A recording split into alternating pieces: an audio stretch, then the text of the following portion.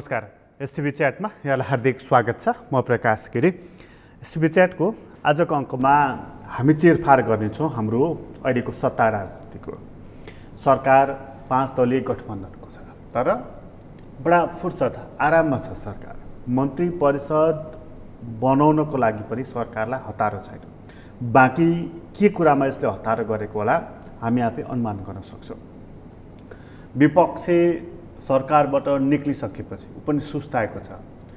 अर्को हिसाबले भन्ने हो भने पार्टी चोइटिएको पीडा तनाव त्यो पनि देखिन्छ।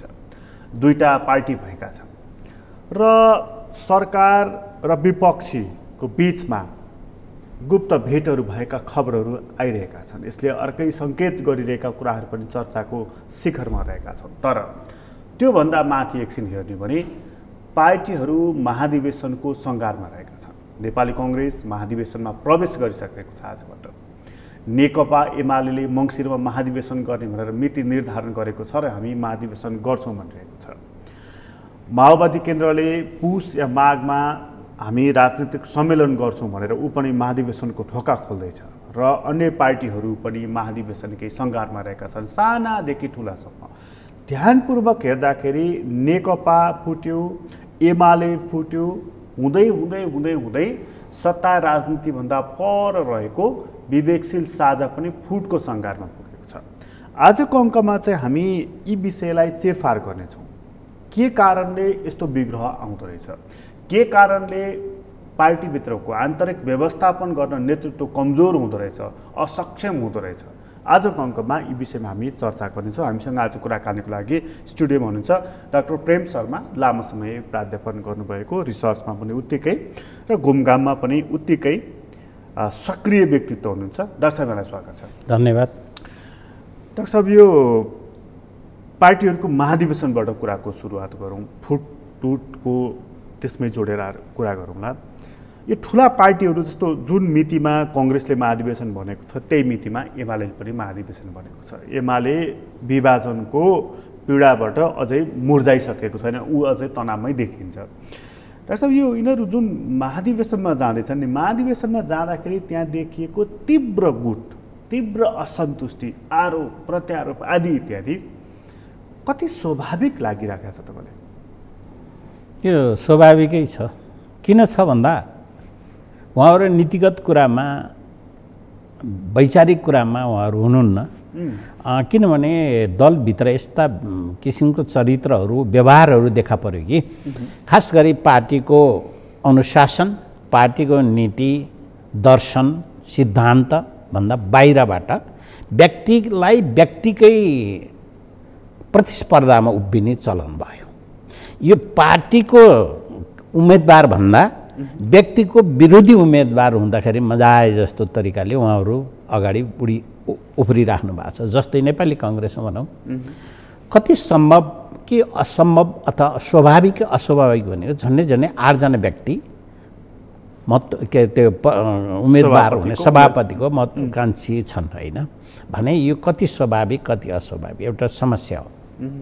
यसमा उहाँहरूको खिलाफ के भने हाम्रो सहमतिमा एउटा दल एउटा मात्रै क्यान्डिडेट दिने भन्ने कुरो भनेको अर्थ के भने शेरबहादुर देउवालाई हराउने भनिए हो। तर नेपाली काङ्ग्रेसको दर्शन सिद्धान्तको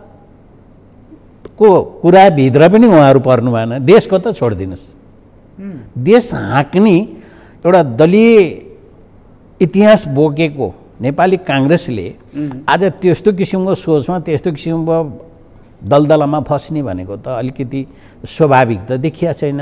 त्यस्तो हुँदा उहाँहरू अहिले अरू पार्टीहरूमा नि त्यही चरित्र हो भनेपछि त्यहाँनिर हामी नेपाली नै हो भन्ने चरित्र देखाउँछ। सिद्धान्तको विचारको के मतलबको विषय भएन। त्यो पार्टीभित्र सञ्चालन गर्ने त्यो पनि भएन, देशको हाँक्ने कुरो त भएन। अझ के पनि भन्न भ्याउनुहुन्छ भने हामी लोकतन्त्र बचाउँछौँ रे, के भने त्यो हामी संविधान बचाउँछौँ रे। त्यो संविधान बचाउने इस्युले, लोकतन्त्र बचाउने भन्ने इस्युले पार्टी कार्यकर्ताले भोट हाल्लान् र पार्टी कार्यकर्ताले त बुझाछन् कि बुझा छैनन्। तर त्यस्तो अप्रासङ्गिक किसिमको शब्द पनि फाल्दिने के, अर्थात् उहाँहरू सिद्धान्त, नीति र दर्शनभित्र उहाँहरूको भित्र क्रियाकलाप चुनाव भएको छैन, तर यो चुनाव हुनु चाहिँ अत्यन्त राम्रो है। किनभने महाधिवेशनबाट फर्केपछिको नेपाली कङ्ग्रेस, महाधिवेशनबाट फर्केपछिको नेकपा एमाले, तपाईँले यिनीहरू विचार सिद्धान्तमा लडिरहेका छैनन्, त्यसमा ध्यान दिइरहेका छैनन् त भनि नै हाल्नुभयो। त्यहाँबाट फर्किसकेपछिका यी दुई दलको अनुहार कस्तो हुन्छ जस्तो लाग्दैछ तपाईँलाई? अब उहाँहरूको पहिलो कुरो त आफ्नो प्रतिस्पर्धीलाई किनारा लगाउने नै हो।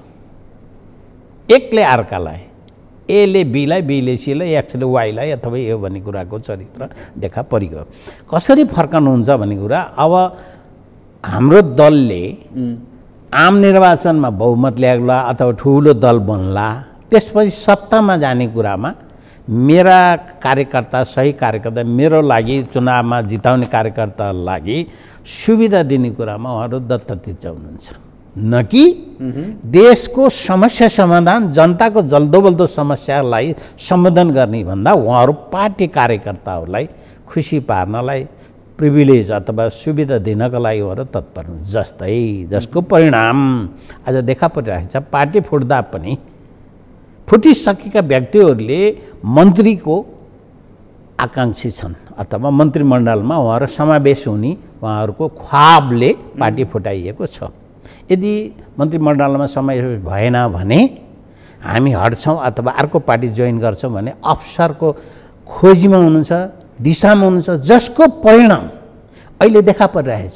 सहज तरिकाले 22 गतिको डेडलाइन, पार्टीमा भएका व्यक्तिहरू अर्को पार्टीमा जाने भनेर एउटा डेडलाइन जुन राखिएको छ, त्यसलाई पर्खेर अहिलेको सरकारले सायद मन्त्रीमण्डल विस्तार गरिराखेको छैन र सिधै नेकपा एकीकृत समाजवादीले 22 गतेसम्म मन्त्रीमण्डल विस्तार नगर्ने भनेर प्रस्ताव स्ट्रङली ल्याएको छ र अहिलेको सरकार नेतृत्व नेपाली काङ्ग्रेसले अथवा शेरबहादुर त्यसलाई स्वीकार्नु भएको छ।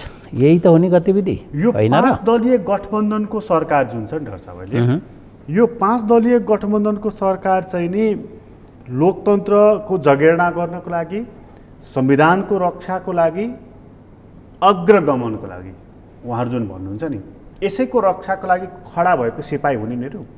गलत। तपाईँ भ्रममा हुनुहोला। उहाँहरू यस्तो सिद्धान्तमा अथवा यो कुरामा उहाँहरूको कार्यक्रम खै त नि? के उहाँहरूको दलको नीतिले त्यही भन्छ? यो अपवित्र गठबन्धनभित्र समावेश भएर उहाँहरूले लक्ष्य गरेको उपलब्धि अथवा उद्देश्य प्राप्त हुन्छ? असम्भव। अपवित्रै भन्नुभयो नि। अपवित्र भन्ने शब्द ल्याए, कसरी ल्याए? प्रमाणित गर्दैछु भन्नुहोस् त। जस्तै नेपाली काङ्ग्रेस समाजवादी पृष्ठभूमि भनेर आफूलाई हिमायती गर्ने दल, हामी सोसियलिस्ट मात्रै होइन कि कम्युनिस्ट हौँ, कम्युनिस्ट भने कट्टर कम्युनिस्ट, चाइनिज कम्युनिस्ट हौँ भनेर माओ त्से-तुङको विचारधारा किसान आन्दोलन मार्फत केही हुन्छ भनेर आएको नेकपा माओवादी केन्द्र 10 वर्ष द्वन्द्वका कुरा उहाँले के सपना बाँड्नु भएको थियो, के कुरा लिएर त्यत्रो 16-17 हजार मान्छे मारियो र त्यसको परिणामले के चिज आयो, त्यो अर्कै पाटो रह्यो। र अपवित्र एउटाले टाउको मूल्य, एउटा टाउको बेचुवाको बीजको साँठगाँठ मात्रै होइन कि तराईका दलहरूमा पनि एउटा क्षेत्रीयताको दलहरूमा पनि त्यसमा समावेश छ। र अर्कोतर्फ यत्रो लामो समयसम्म सत्तामा विराजन भएको नेकपा एमालेको महासचिव तथा प्रधानमन्त्री, पूर्व प्रधानमन्त्री माधव नेपाल समेत त्यहाँ हुनुहुन्छ। के मिल्छ यो? के अरे बिच्छी भ्याकुतो सर्प एकै ठाउँमा बसेर सम्भव छ? यही हो अपवित्र भनेको। उहाँहरूको चारै यदि सिद्धान्त त उहाँहरू हुनुहुन्छ भने त्यो सम्भव छैन, त्योबाट निकासा आउँदैन। एकछिन के हो भने सत्ताको लागि अर्थात् तत्कालीन मन्त्री अथवा त्यो दिन सरकारको विपक्ष उभिया मात्रै होइन। होइन डाक्टर साहब, तर सत्ताको लागि मात्रै भन्दाखेरि त यहाँ त फेरि कस्तो हो भने बिरालोको ख्याल मुसाको ज्यान गयो भन्छ नि। यहाँ त सत्ताको लागि मात्रै भन्ने हो नि त। एमाले त विभाजनै भएको छ नि त, यत्रो ठुलो चाहिँ नि विस्मयकारी घटना भएको छ नि त। तपाईँले कुरो त ठिकै ल्याउनु न। सत्ताकै लागि विभाजन, पदको लागि विभाजन भएको होइन नि, सिद्धान्तलाई त होइन नि त। माधव नेपाललाई पनि तपाईँ त्यसो भन्न सक्नुहुन्छ? किन होइन? किन होइन सुन्नुहोस् प्रष्ट कुरो नीति सिद्धान्त कानुन संविधानभित्र उहाँ चाहिँ नेकपा एमालेको महाधिवेशनमा पराजित व्यक्ति हो नि केपी शर्मा ओलीसित 5 वर्षलाई पराजित हो नि त उहाँले के डिमान्ड गरिराख्नु भयो अस्ति त्यो 10 व्यक्तिहरूको कार्यदलभित्र तिमीलाई जति अधिकार जान्छ त्यो सरहको प्यारालल अधिकार मलाई पाए मात्रै हाम्रो समीकरण हुन्छ अथवा एकीकृत हुन्छ भन्ने उहाँ डिमान्ड गरिराख्नु भएको थियो होइन के यही हो त सत्ताको लागि होइन रहेछ त भनेपछि उहाँले हारलाई स्वीकार्नु भएको रहन्छ कहाँ स्वीकार्नु भयो अब प्यारालल खोल्ने अब 5 भनौँ न चैत्रको महिनामा महाधिवेशन गर्ने भन्ने कुरा उहाँहरूको एउटा आएको थियो नेपाल कम्युनिस्ट पार्टी छँदैखेरि होइन त्यो पनि पर्खिएन यति पर्खने धैर्य त कहाँ छ नेपालीहरूको राजनीतिज्ञहरूको वामदेवजी हारेको हो नारायण काजीजी हारेको हो उहाँहरू 5 वर्षलाई जनताले ठ्याक लगाइसकेकोलाई धैर्यता कहाँ छ नेपालको राजनीतिक कल्चर अथवा संस्कृतिलाई बुझिदिनु पर्यो तर कम्पेरिटिभली त माधव नेपाल अलिक सादा मान्छे हो नि होइन बेसकरी सादा मान्छे सिधा मान्छे अब त्योभन्दा बढ्ता शब्द त कुरा नगरौँ तर बुझ्नेलाई कुरा यो गहिरो छ नबुझ्नेलाई घर छेउमै पहिरो छ कहाँ कहाँ के हुन्छ भने म थाहा नपाउने व्यक्ति त्यति सिधा मान्छे उहाँ आफ्नै अथवा अहिले जुन पार्टी फुटाएर जे काम गर्नुभएको छ नि यसले अन्ततगत उहाँले आफ्नै इतिहास हेर्नु भएको छ 2006 सालदेखि कति पार्टी के अरे महासचिवहरू फुटेर केशवजङ राय माझी तुलसीलाल अमात्य मोहन विक्रम सिंह निर्मल लामादेखि कति फुट हुँदै आएर वामदेवजीले 5औं अधिवेशन के हो नेपालगञ्ज कतातिर त्यसपछि एमाले पनि फुटेकै हो बरु फुटेर के हुन्छ भन्ने कुरा इतिहासबाट नै अलिकति सिक्ने प्रयास गरौँ न तपाईँले त्यो ठुलै लैजाने कुरामा उहाँको त्यो सोच होला वामदेव तर तपाईँले अहिले एउटा प्रश्न गर्नु चोइटियो भने भन्नुभएको छ नि चोइटियो भन्ने शब्द यदि तपाईँको सापट लिएर भन्नु उपयुक्त हो भने अब भोलि त उहाँ त फेरि वामदेवजी यहाँ आउनु पर्ने स्थिति आउँछ वामदेवलाई उदाहरण मान्ने हो भने चाहिँ पार्टी फुटेर जाँदाखेरि पार्टी फुटेर जानेहरूको हरकत राम्रो हुँदैन भनेर भन्न सकिन्छ त्यो मात्रै होइन अरू पनि त्यस्ता हिसाब किताब छ नि तर अरू विगतका कुरा गर्ने हो भने त फुटेका पार्टीहरू पनि ठुला भएका छन् नि कम्युनिस्ट पार्टी पनि त धेरै फुटे नि त्यो मोहन विक्रम सिंह पुष्पलालसित छुट्टै प्यारालल गठन गर्नुभयो होइन गद्दार पुष्पलाल पनि गठन गर्नुभयो होइन आज उहाँ कहाँ हुनुहुन्छ आज उहाँकै पार्टीभित्र पनि सुदूरपश्चिमाञ्चलमा बिग्रो आइरहेछ भनेपछि कहाँ नीति र कहाँ सिद्धान्तमा उहाँहरू फुटिराख्नु भएको छ भनेपछि यो वैचारिक विवाद भनेको समाधान खोज्ने भनेको पार्टीभित्र एउटा शुद्धिकरण गर्ने भने त पार्टीभित्रै नै आन्तरिक प्रजातान्त्रिक अभ्यास गर्नु पऱ्यो नि त तर त्यो गठबन्धनले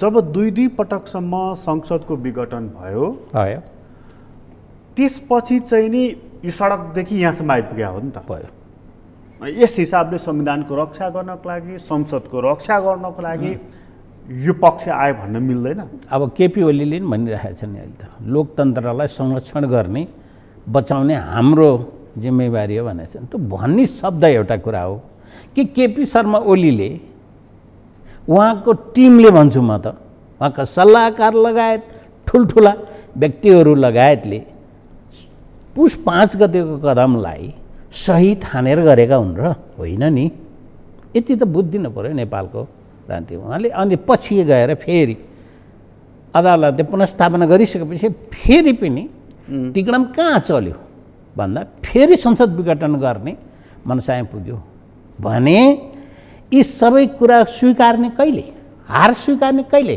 कानुनी संवाद कानुनी संवैधानिक प्रावधानमा म पराजित भएँ भनेर स्वीकार्ने कहिले यही होइन तिग्डम के को लागि सत्ताको लागि जे पनि गर्ने अझ तपाईँलाई मैले तपाईँका श्रोता र दर्शकहरूलाई म औँला ठडार के भन्छु भने अहिले नेपालमा शक्ति पृथकीकरण सिद्धान्तमा ठुलो ह्रास आएको छ कार्यपालिकाले न्यायपालिका र व्यवस्थापिकामाथि ओभरराइड गरेको छ यसले पङ्गु बनाइराखेको छ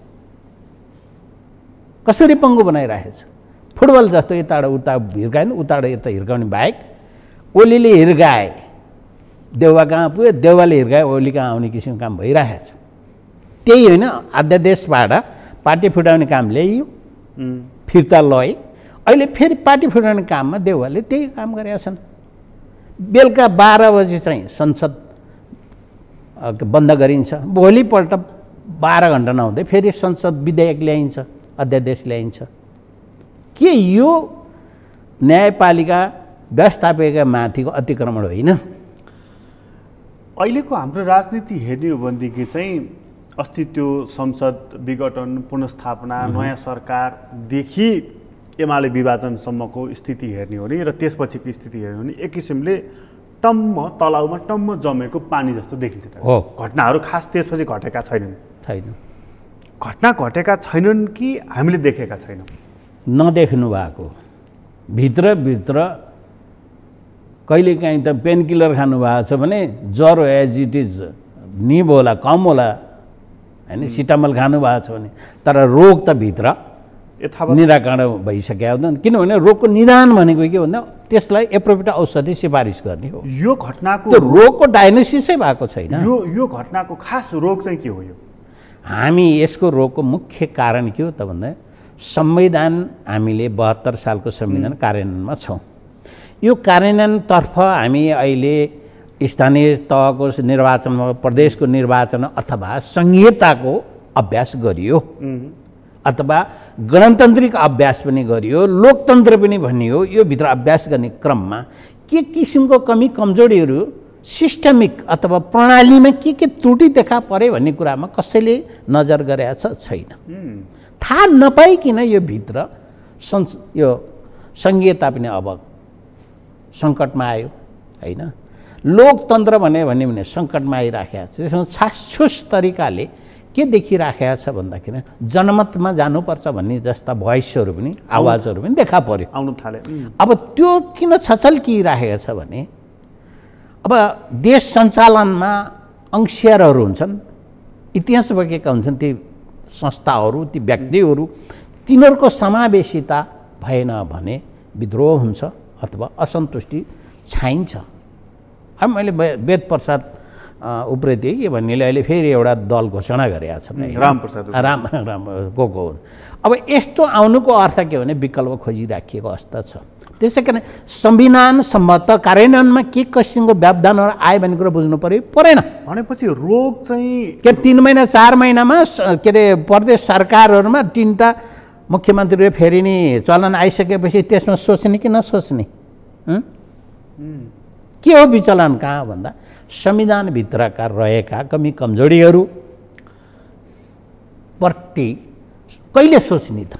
भनेपछि यो 46 सालपछि मैले तपाईँलाई फेरि तपाईँ श्रोता र दर्शकलाई भन्छु, संविधान संशोधन गरौँ भनेर कसैले एजेन्डा उठाएको छ? कुनै पार्टीले, दलले उठाएको छ?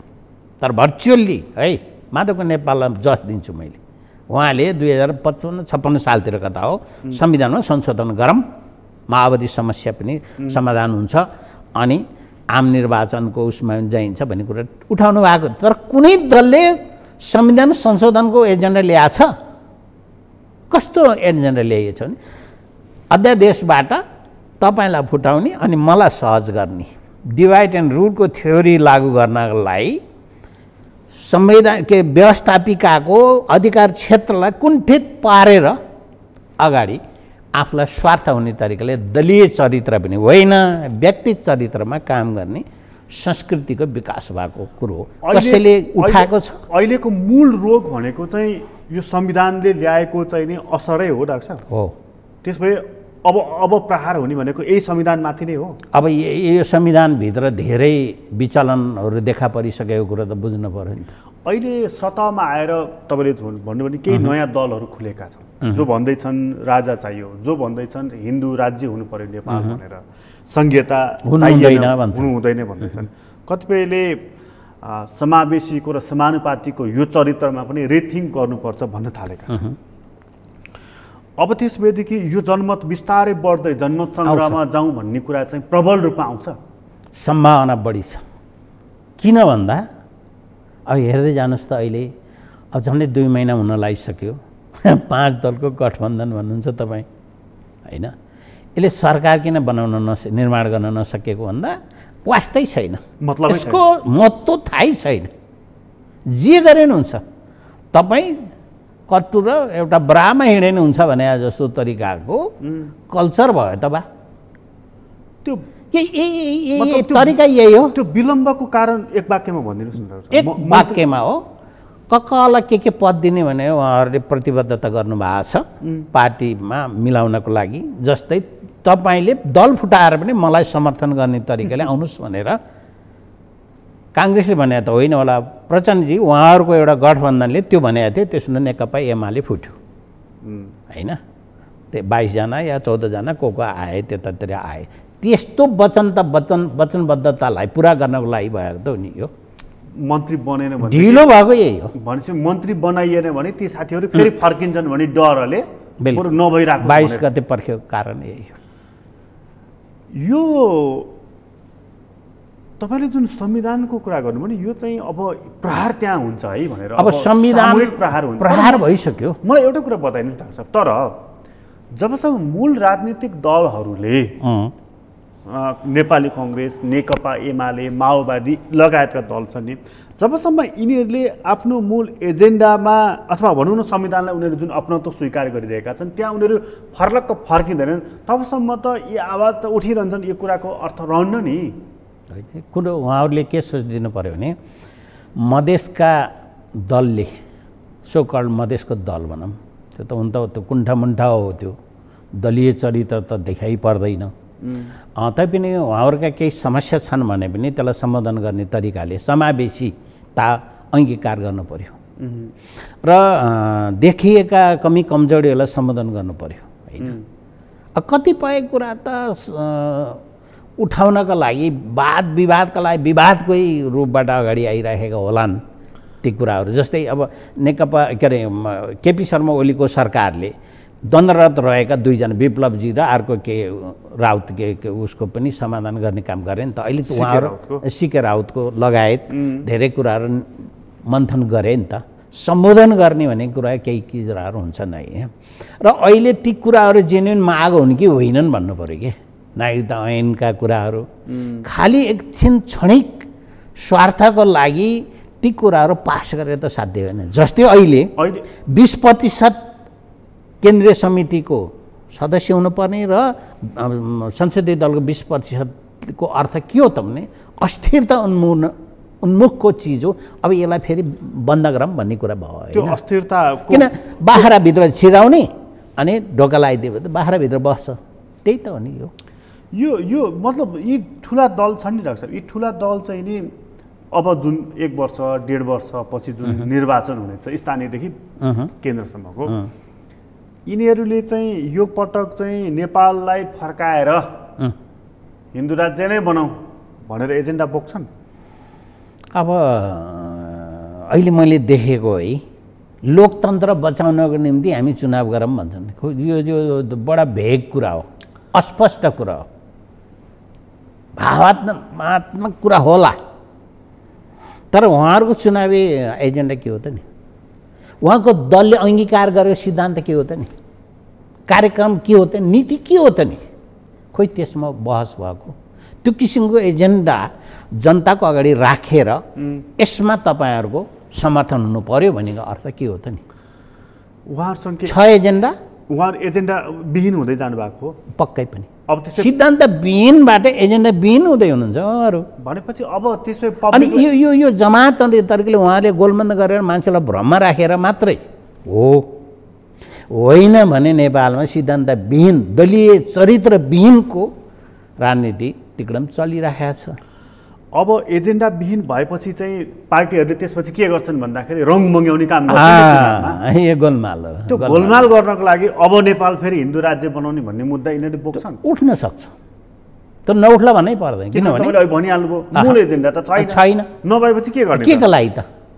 2 तिहाई पनि झन्डै दिएकै हो, त्यो पनि काम लागेन होइन।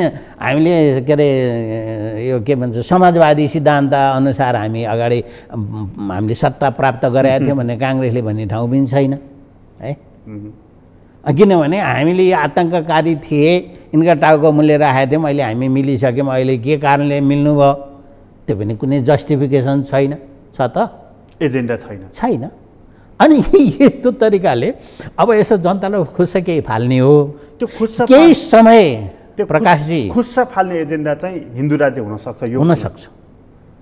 किनभने अहिले देखिएको जल्दो बल्दो समस्या त्यो पनि हो कि एउटा हो।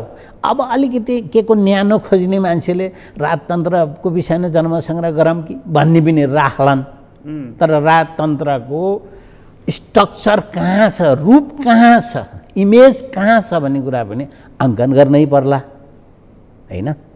त्यसो हुँदा त्यो निराकार चिजलाई अगाडि सारेर जनताले कति पत्यार गर्ने र आकार चिज आउनु पर्यो भनेपछि अब त्यसदेखि दलको कुनै पनि सिद्धान्तलाई आकार दिने यो हुन्छ है, रणनीति हुन्छ, नीति यो हुन्छ, कार्यक्रम यो हुन्छ भन्ने तरिकाले दलले जब जनताको सामुन्ने ल्याउँदैनन् उही चुनावी हिजो घोषणापत्रहरू जस्ता अत्यन्त पम्पलेट खालका चिजले भ्रम पारेर नेपाली जनता अथवा मतदाता भ्रममा रहँदैनन्। तर बाध्यता र व्यवस्था छ। मैले भन्दैछु प्रकाशजी, मैले कुनै बेला भनेको थिएँ अब अझै नेपालमा अन्यलको स्थिति केही समय छाइन्छ है, किनभने देखिएन के।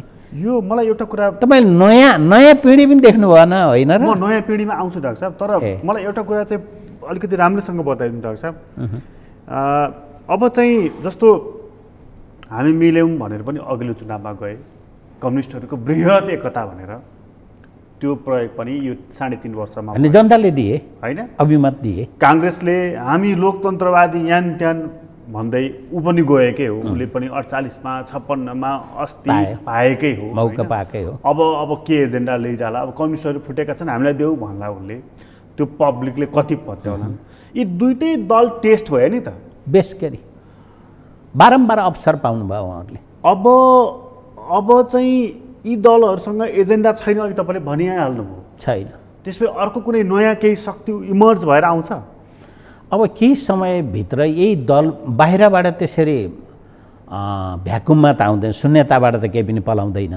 जब यो समस्याको जडलाई सम्बोधन गर्ने किसिमको भूमिका निर्वाह गर्ने कुनै व्यक्तिको उदय हुनुपर्छ अथवा त्यो समूह एउटा पार्टीमा दलमा परिणत हुनुपर्छ, यिनीहरू पार्टीभित्रबाट आउँछ।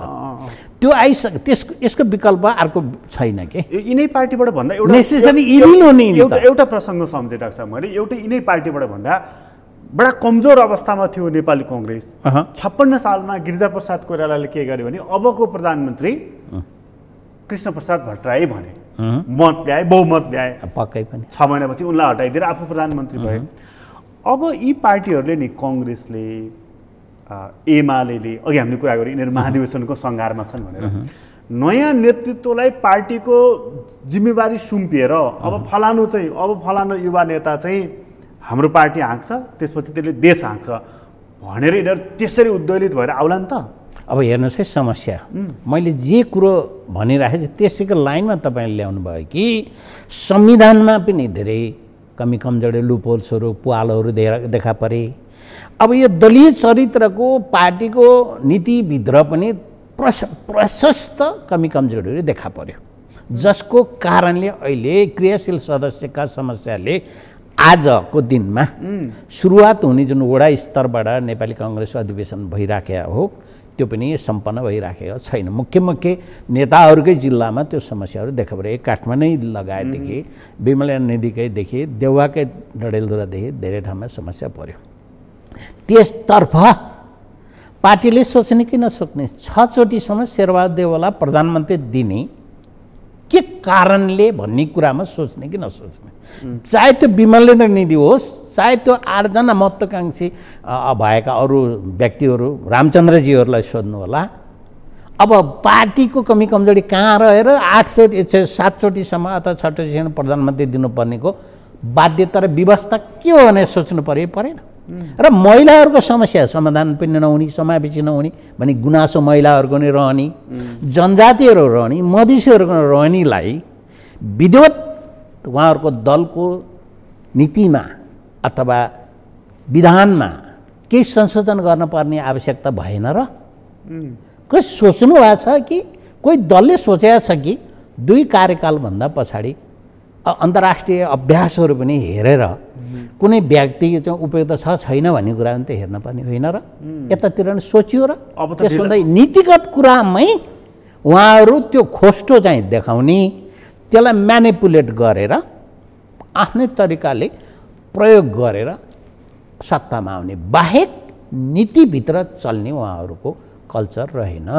यी दुईटै पार्टीले अब हामी थाक्यौँ अथवा थाक्यौँ, पार्टी त किन थाक्थ्यो र व्यक्ति भन्नु पर्यो, व्यक्ति भन्नु पर्यो, नेतृत्वमा रहेकाहरू हामी थाक्यौँ अथवा थाक्यौँ पनि नभन्नु, उहाँहरू कहिले पनि थाक्नुहुन्न, उहाँहरूसँग त्यो ऊर्जा छ, म सम्मान गर्छु त्यो ऊर्जालाई। कम्तीमा पनि चुनाव जित्नको लागि न्यू फेस दिउँ, अघि जुन तपाईँ युवा भन्दै हुनुहुन्थ्यो नि, यस्तालाई दिउँ ताकि यिनका अनुहार हेरेर भए पनि पार्टीमा पनि ऊर्जा आउँछ, सङ्गठन पनि बलियो हुन्छ, देशले पनि नयाँ चाहिँ न्यू फेसलाई टेस्ट गर्ने मौका पाउँछ भन्नेतर्फ जान्छन् यिनीहरू डाक्टर साहब? अहिलेसम्म त्यस्तो नियत देखिएको छैन, सोच देखिएको छैन। जस्तै त्यसो भए केपी शर्मा ओलीले नै अहिले एकचोटिलाई म भनेर आउनुभएको छ अहिले फेरि, होइन? एकचोटिको सरकारको अथवा दलको नेतृत्व म सम्हाल्छु भनेर भनिसक्नु भयो। अब फेरि एकचोटि त्यही भनिसक्नु भयो। अघिल्लोचोटि एकचोटि भन्नुभएको थियो। त्यस्ता चोटि त कतिचोटि नीतिमा लेखिएको हुनु पऱ्यो क्या मित्र। बोलीको के अर्थ? प्रदीप नेपालजीले 70 वर्ष लागेपछि म सन्यास लिन्छु भन्नुभएको, 60मा भन्नुभएको, मेरो निर्वाचन क्षेत्रको व्यक्ति हो, उहाँले लिनुभयो त? ए बाबा, उहाँको आफ्नो समस्याका बावजुद पनि उभिएर त पुग्नुभयो त निर्वाचन बबरमल त। अनि यस्तो कुरामा विश्वास गरेर, यस्तै चरित्रलाई भनेपछि हामीले विश्वास गरेर अगाडि बढ्यो। एउटा गीत छ नि डाक्टर साहब, यी त सब भन्ने कुरा नहुन् बस। अब अर्को कुरा नि बताइदिनुहोस् मलाई, मानुष कथम कदाचित यिनले छाड्ने भएर कथम कदाचित एउटा कहीँ अन्तर कुन्तरमा राखौँ न 1% अथवा 0.1% राखौँ न, व्यक्तिको नयाँ फेसलाई दिने भए अरे भनेर मान्ने हो भनेदेखि काङ्ग्रेसको युवा पुस्तालाई पनि सम्झनुहोस्, एमालेको युवा पुस्तालाई पनि सम्झनुहोस्, केही अनुहारहरू अगाडि ल्याउँ डाक्टर साहब।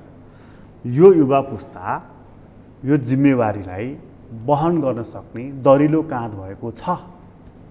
सम्भवतः मलाई के लाग्छ भने अहिले भर्खरै प्रसङ्गवश अहिले चलिरहेको, आज चलेको नेपाली काङ्ग्रेस महाधिवेशनको क्रममा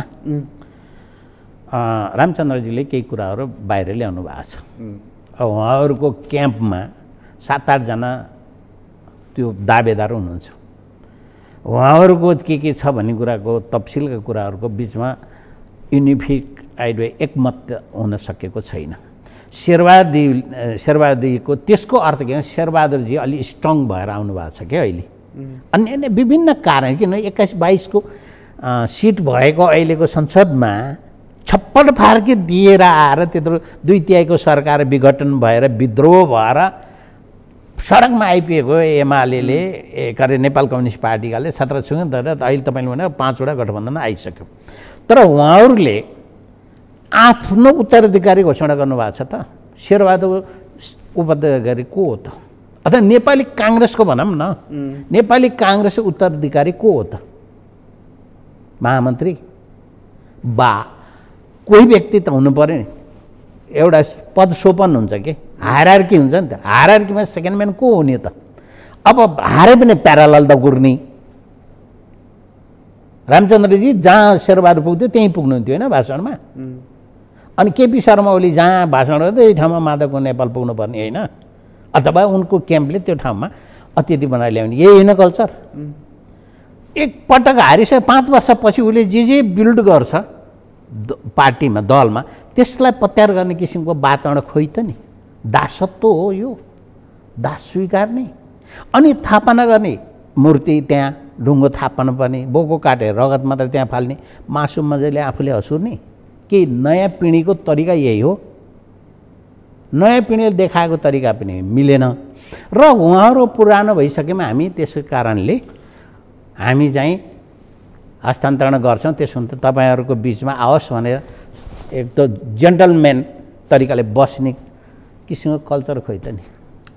त्यो नयाँ पुस्ताले जेन्टलम्यान तरिकाले बस्ने हो कि हस्तक्षेप गर्ने हो? हस्तक्षेप पनि गर्नुपर्छ होइन, आफू अगाडि तपाईँ बस्नुहोस् भने। जस्तै विमलेन्द्र निधिले भन्नुभयो होइन, अबको चाहिँ सत्तालाई हामीले अगाडि त्यो तरिकाको भनाइमा केही हदसम्म मैले उहाँलाई पोजिटिभली हेरेँ।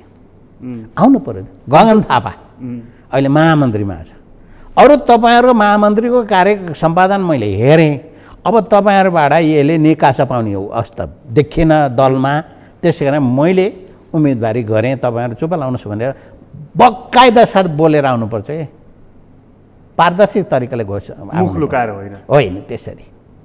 र होइन, मैले सुरुमा जानकारी गराएँ, यहाँलाई बिन्ती गराएँ कि यहाँ चुनाव के को लागि लडिन्छ भने व्यक्तिलाई हराउनका लागि लडिन्छ। दलको सिद्धान्त देशको रूपान्तरण, समृद्धि र के खुसी भन्ने कुराको तर्फ लडिँदैन।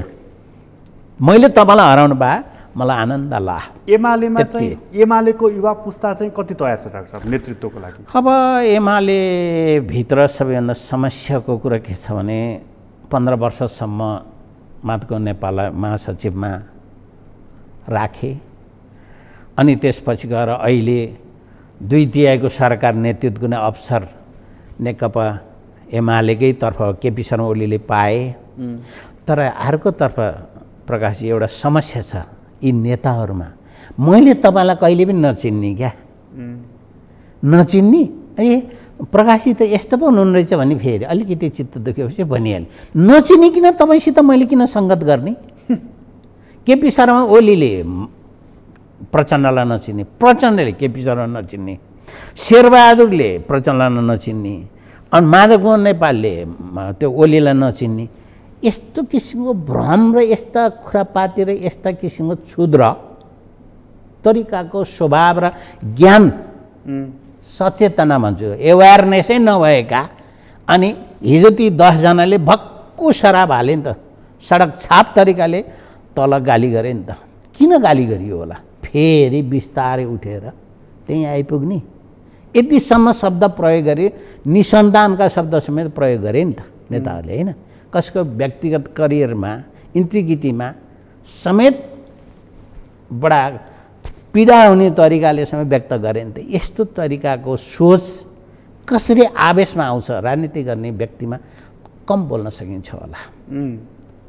हिजो कल्चर राजाबाट नि सिके हुन्छ होइन र? बुझेँ भन्थ्यो नि त राजाले, होइन? गिरिजा बाबु पनि 15 मिनटभन्दा धेरै बोलेको मैले कहीँ पनि देखाएको थिइनँ। हुन त हल्लाएर भन्थे बिपी कोइरालालाई, आफ्नो भाइलाई, तर धेरै जति बोलिन्छ उति फसिन्छ है, त्यो कल्चर त छैन। त्यसो हुँदा मैले तपाईँलाई अध्ययन गरेर तपाईँले यो प्रश्न सोध्नुहुन्छ भन्ने कुरामा म पहिला सचेत हुनुपर्छ, र तपाईँको र मेरो सहकार्यले यो बहसलाई, च्याटलाई सफल बनाउन सकिन्छ कि? भनेपछि त्यो 9 भाइप्रति तपाईँको चाहिँ कुनै आशा देखिएन के प्यारालाल? तर त्यसमा पनि एउटा सिनियर जुनियर होला नि त, तर त्यहाँ ती 2 जना होला नि त। त्यहाँ 9 भाइमा नि डाक्टर साहब जस्तो चाहिँ सङ्गठनमा पहुँच भएका, अलिकति भोकल कोही अलिकति सिद्धान्तमा अलिकति चाहिँ नि पोख्त भएका, घनश्याम भुषाल कुरा गर्दैछु, लेख्न सक्नुहुन्छ, पद त पाउनुभयो भने कृषि मन्त्री, किसानको उहुको त्यत्रो वर्ष बकौता तिराउन सक्नु भएन, समयमा मल दिन सक्नु भएन, टेस्टिफाइड होइन र? लेखेर त मैले पनि लेखेको छु नि त, 1200 वटा आर्टिकल लेखेको छु। लामो कुरा विद्वान होला र? लामो कुराको अर्थ रहेन? त्यो त एक्सनमा आउनु पर्यो, भनेको उहाँको मार्क्स कार्यान्वयनमा आउनु पर्यो कि। जस्तै कुलमान घिसिङ होला पछिल्लो, त्योभन्दा अगाडि हिरो भएको गोकर्ण विष्ट होला, होइन? अथवा कुनै मन्त्री होला नि त, होइन? त्यस्तो अलिकति सकारात्मक तरिका, परिणाममुखी नतिजा देखाउन सक्ने पो मन्त्री त, यो न त छोड्ने पद। डाक्टर साहब यो 9 भाइ जुन फर्किएर नेकपा एमालेमै गोलबद्ध भयो नि, यिनले एमाले हाँक्दाखेरिको एमाले कस्तो हुन्छ? सम्भवतः उहाँहरू बिचमा एउटा समन्वय, एउटा उहाँहरूले त एउटा सामूहिक नेतृत्व विकास गर्न खोजिरहेको म देख्दछु, तर सामूहिक नेतृत्व सम्भव हुँदैन। सामूहिक नेतृत्व भने एउटा प्रेसिडियम हुन्छ कि कम्युनिस्टमा, प्रेसिडियमभित्र पनि एउटा नेतृत्व गर्ने एउटा व्यक्ति हुन्छ नि त। कसलाई विश्वास छ? भीम रावललाई गर्ने कि सुरेन्द्र पाण्डेलाई गर्ने कि अथवा विष्णु उसलाई गर्ने हो कि विष्णु पौडेललाई गर्ने, को हुन्छन् के? त्यस विषयमा एउटा सहमति हुनु पर्यो। र जब मैले गरेको कामले पार्टीले हित गरेन, मैले गन्तव्य लान असफल भएँ भने ब्याक हुने, त्यो चरित्र सिकाएनन् सिनियर नेताहरूले। मलाई एउटा कुरा बताइदिनु डाक्टर साहब, यो पार्टीहरूमा चाहिँ अघि हामीले काङ्ग्रेसको कुरा गऱ्यौँ, एकैछिन थोरै एमालेको कुरा गर्ने हो भने इगोको प्रब्लम कति रहन्छ नि? बेसकरी देख्नुहोस् त, त्यही यसले मलाई यसो गर्यो भने सिद्ध्याउने तरिकाले जुन व्यवहार गरियो नि त्यो राम्रो होइन। चुनावमा हारियो भनेपछि बकाइदा साथ हाँसी खुसी अङ्कमाल गरेर ल बधाई भन्नुपर्छ, दमदम गर्नु भित्रैदेखि। अनि 5 वर्षपछि मैले यसको भन्दा राम्रो क्रियाकलाप देखाएर पार्टीलाई अगाडि लैजाने एउटा भिजन लिएर आउँछु भन्नु पर्यो। पार्टीको अधिवेशन भएको भोलिपल्ट काठमाडौँ आएर प्यारलल अर्को सङ्गठन गठन गर्नपट्टि लाग्ने। तपाईँसित मेरो वैचारिक मतभेद भयो भने जिल्ला जिल्लामा प्यारलल सङ्गठन खोल्दै जाने। यो चरित्र अनुशासनहीनताको पराकाष्ठ हो। एक त देशमा सरकारको दण्डहीनताका कारणले भ्रष्टाचार बढेको छ। तपाईँ महालेखाको प्रतिवेदन हेरिराख्नु भएको छ होला, अलिक धेरै कुरा छ नि मित्र। अर्को त्यो किसिमको पार्टीभित्र कतिचोटि कारबाही गरेर फिर्ता ल्याइयो। के गरायो नाटक? कारबाही पनि घरिघरि फिर्ता हुने, उही जेलमा बसेकालाई माफी दिएर पठाए जस्तो तरिकाले, निकाले जस्तो तरिकाले खेलाची गर्ने। यो कानुनी राज्य कहाँ छ? छाम्न पर्ने होइन। भ्रष्टाचार कहाँ छ? छाम्न पर्ने होइन। कारबाहीकै बेइज्जत भयो। कारबाहीको बेइज्जत। अनि कहाँ समाउने हो? तपाईँको कहाँ छाम्ने हो? तपाईँको विचारमा चाहिँ एमाले कसले फुटायो? माधव नेपालले पनि होइन, ओलीले पनि होइन, प्रचण्डले। तपाईँलाई आश्चर्य लाग्ला फेरि होइन, प्रचण्डजीले फुटाउनु भयो। प्रचण्डजीले हिजो नेकपा हुँदाखेरि व्यक्तिक्रम खेल्नुभयो, अपमानको बदला यहाँ लिनुभयो। प्रचण्डजी कुन हैसियतमा हुनुहुन्थ्यो त्यो केपी शर्मा ओलीले बुझेन। अनि उहाँहरूको दुईजनाको चुचोमुचोले नेपाल कम्युनिस्ट पार्टी एउटा स्याउडो होइन, कृत्रिम पार्टी बनाउनु भयो हावामा, जो तासको घर जस्तै भत्क्यो। अनि त्यो रोग सर्दै सर्दै माधवको नेपालमा पुग्यो, त्यो रोग सर्दै सर्दै ओलीमा पुग्यो। अनि त्यो उचाल्ने र पछार्नेका सारा श्रृङ्खलाहरू तपाईँ त्यहीँ गएर विद्रोह गर्नुहोस् भन्नेदेखि लिएर अर्थी बुद्धिहरूदेखि लिएर त्यहाँ भयो। अहिले देउबाजी 22 गतेसम्म मन्त्रीमण्डल के अरे विस्तार नगरिदिनुहोस्, किनभने केही कार्यकर्ताहरू मन्त्रीका लोभले मतिर आउँछन्, एकदिन थम्माइदिनुहोस् भने होइन। अहिले खै कुरा बुझ्यो? यी दुईटै पार्टी अलग भएर अघि बढ्ने देख्नुहुन्छ कि चुनावको बखतमा फेरि मिल्छन्, हारिन्छ भन्ने डर? होइन, हारेपछि मिल्छन्। त्योभन्दा अगाडि तपाईँको दुईटै प्रश्नको उत्तर भएन। हारेपछि मिल्छन्, वामदेव मार्का हुन्छन्। एमाले किनभने केपी ओलीको तपाईले सुन्नुभयो होला स्टेटमेन्ट, हामी ठुलो जनमतसहित फेरि सरकारमा आउँछौँ भनेर। त्यो त उहाँहरूले भन्ने थिएको नै हो मित्र, अहिले तपाईँको गीत जस्तै हो भन्ने आफ्नो ठाउँमा रहन्छ। तर प्रतिस्पर्धा गर्ने भनेको सायद नेपाली काङ्ग्रेससित केपी शर्मा ओलीकै हुन्छ कि। अहिले म पनि अब यत्रो 15-16 महिना अगाडि मैले त्यो गर्दिनँ, किनभने समय कालान्तरमा धेरै कुराहरू परिवर्तन हुन्छन्, समीकरण धेरै हुन्छन्। अब राष्ट्रिय मुद्दाहरू आउलान् अथवा भोलि चुनावी एजेन्डाहरू आउलान्, त्यसले पनि निर्धारण गर्छ। समीकरण बदलिने पनि देख्नुहुन्छ तपाईँ? मैले भन्न खोजेको यो गठबन्धन टुटेर कहिलेसम्मलाई, कति दिनसम्मलाई भन्नुहोस् न, बरु तपाईँ तोक्नुहोस्। बरु चुनावको 3 महिना पछिबाट अनि 3 महिना अगाडिबाट यिनीहरू समीकरण बाङबङ हुन्छ। चुनावभन्दा 3 महिना अगाडि त्यहाँबाट बाङबङ सुरु। त्यसपछि कङ्ग्रेसको र एमालेको गठबन्धन बन्छ कसरी भन्ने? उहाँहरू त प्रतिस्पर्धी हो नि त, त्यो गठबन्धन बन्दैन। बरु अलिकति शङ्का गर्नुहोस्, अहिले एमसिसीका उपाध्यक्षको आउँदै हुनुहुन्छ यहाँ होइन, यस्ता कुराहरूले अलि चलखेल गर्दाखेरि, किनभने रिमोट त हाम्रो देशका दलहरूको बाहिर नै हुन्छ र कुनै एजेन्डा इस्युमा ल्याएर पार्टी मिलाउने र फुटाउने काम पनि अलिअलि सहयोगी हुन्छ नि। त्यसो हुँदा अर्ली इलेक्सन्समा जाने कुरामा सम्भवतः बरु ओलीसित देउबाको केही हुनसक्छ। यो असम्भव इज नट असम्भव, इम्पोसिबल नट इम्पोसिबल नेपाल। एउटा खेल चाहिँ एमसिसीले गराउँछ नेपालमा, गराउँछ, अलिकति केही गर्छ, खेल गर्छ।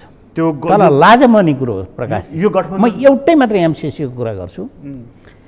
विश्वमा यस्ता एग्रिमेन्ट, एडको एग्रिमेन्ट भन्ने कुरा सरकारी स्तरमा हुन्छ, त पार्लियामेन्टमा एक्ट गरेर अथवा संसदले पास गरेर सहेगा आउने भन्ने कुरो अब यो एमसिसीको एजेन्डामा रहेछ।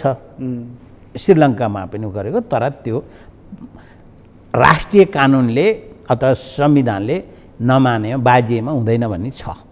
तर नेपालमा त त्यो त बोलिएको छैन, साइलेन्ट छ। सदनबाट पास गर्ने कुरो चाहिँ गलत हो। विदेशी सहयोग सदनबाट पास गर्ने भनेको गलत हो। किन भन्दा त्यसले भविष्यमा पनि अरूहरूले 85,000 दियो भने पास गर भन्यो भने लिने कि नलिने नजिर रहन्छन् त मित्र। त्यो एमसिसी दिँदाखेरि चाहिँ हामी अरू भित्री क्लजभित्र के विस्तारहरू के छन्, प्राप्त सोभरेन्टी सम्बन्धीको इस्यु, अब यो प्यारालाइज हुन्छ इत्यादि कुरा होला, अफगानिस्तान होला, यो कुरो अर्कै कुरा भन्छु। तर एउटै शब्दमा साधारण जनताहरूलाई बुझ्ने भाषामा के भन्छु भने हाम्रो संसदबाट पास गर्न पर्ने भएपछि त्यसमा अलिकति सोच्नुपर्छ भन्छु म। यो एमसिसीले सत्ता गठबन्धनमा विग्रह आउँछ भन्ने तपाईँलाई लागिराखेको छ? त्यसले नआउला। स्वार्थ मिलेमा कमिसनका खेलबाट उहाँहरूलाई ड्राइभ गर्यो भने लाजै काजै हातले छोपेर पनि लाज पचाउने पनि व्यस्त हुनसक्छ। त्यसो हुनसक्छ। डाक्टर साहब, तपाईँको विश्लेषणले चाहिँ यो संविधान कति टिक्ने देख्नुहुन्छ? टिक्छ संविधान त, तर संशोधन हुनुपर्छ। अब किनभने किन मैले टिक्छु भनेर बारम्बार भन्ने गरेको छु, सायद तपाईँकै सञ्चार माध्यमबाट भने this is the best, this is the last, this is the worst संविधान अफ नेपाल। त्यसको व्याख्या पछि गरौँला। संशोधन गर्नुपर्ने कुरा चाहिँ टक्क एक धेरै छन्। निर्वाचन प्रणालीमा संशोधन गर्नुपर्ने आवश्यकता छ। सम्भवतः अहिलेको यो सङ्घीयताको समस्यालाई सम्बोधन गर्नको निम्ति प्रदेश सरकारको गतिविधिमा अहिले देखा परेका कुराहरू त्यति बाहिरबाट आएका गतिविधि होइनन्। यो संविधानभित्रै भएका क्लजहरूका धारा उपधाराहरूकै परिणाम हो यो। अनि अहिले अब भनौँ न काठमाडौँकै महानगरपालिका, यो त मेट्रोपोलिटन सिटी पनि, यो त क्यापिटल सिटी हो। 1,07,00,000 त चिया खाएर बिताएछन् मेयर र उपमेयर साहबले है। अनि यस्तो जो महालेखाले औँल्याइदिने हो, सरकारले कार्यान्वयन गर्ने हो, सरकारले गर्दैन। बेरोजी नगरेपछि भ्रष्टाचार बढेर अनियन्त्रित तरिकाले जान्छ। यसले दण्डहीनता मौलाइरहेको छ।